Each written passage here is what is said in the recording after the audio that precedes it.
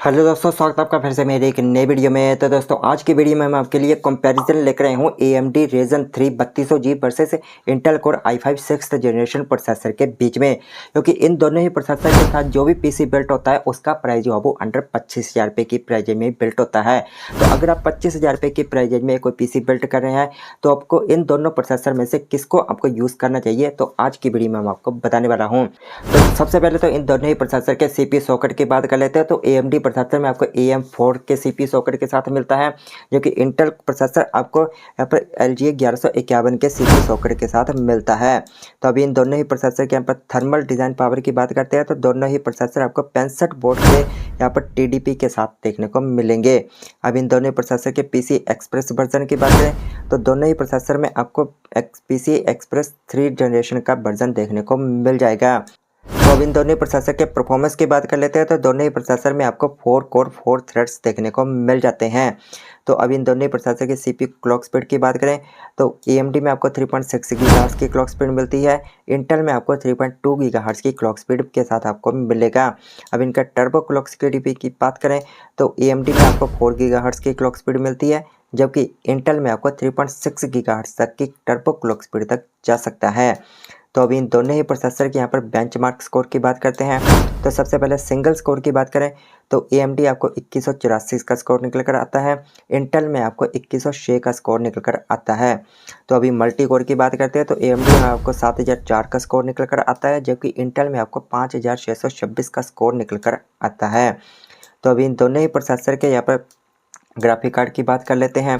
तो AMD में आपको इनबिल्ट रेडियन वेगा 8 का ग्राफिक कार्ड मिलता है, जबकि इंटेल में आपको HD ग्राफिक 530 देखने को मिलता है। अभी इनके क्लॉक स्पीड की बात करते हैं तो AMD में आपको 1250 मेगाहर्ट्ज़ की क्लॉक स्पीड के साथ GPU मिलेगा, जबकि इंटेल में आपको 350 मेगाहर्ट्ज़ की क्लॉक स्पीड के साथ GPU मिलता है। इनके टर्बो क्लॉक स्पीड की बात करें तो AMD में 1250 मेगाहर्ट्ज़ तक की टर्बो क्लॉक स्पीड मिलती है, जबकि इंटेल में आपको 1050 मेगाहर्ट्ज़ की टर्बो क्लॉक स्पीड मिलती है। अभी इनके DirectX वर्जन की बात करें तो दोनों ही प्रोसेसर में आपको DirectX 12 का वर्जन देखने को मिल जाता है।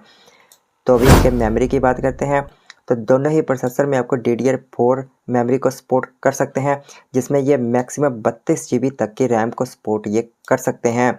और इनकी जो रैम स्पीड की बात करते हैं तो AMD में आपको 2933 मेगाहर्ट्ज़ तक की रैम स्पीड को सपोर्ट करता है, जबकि इंटेल में आपको 2133 मेगाहर्ट्ज़ तक की रैम को सपोर्ट करता है। तो अब इन दोनों ही प्रोसेसर के प्राइस की बात कर लेते हैं तो AMD का प्रोसेसर आपको लगभग 6,000 रुपये तक की प्राइस रेंज में मिलता है, जबकि इंटेल का प्रोसेसर आपको लगभग 3,000 से 3,500 रुपये तक की प्राइस रेंज में ऑनलाइन आपको देखने को मार्केट में मिल जाता है।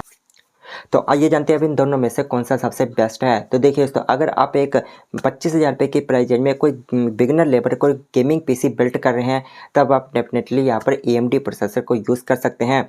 उसमें आपको इनबिल्ट रेडियन वेगा 8 का ग्राफिक कार्ड देखने को मिल जाता है, जो कि बिगिनर लेवल पर गेमिंग के लिए काफ़ी बेस्ट ग्राफिक कार्ड है।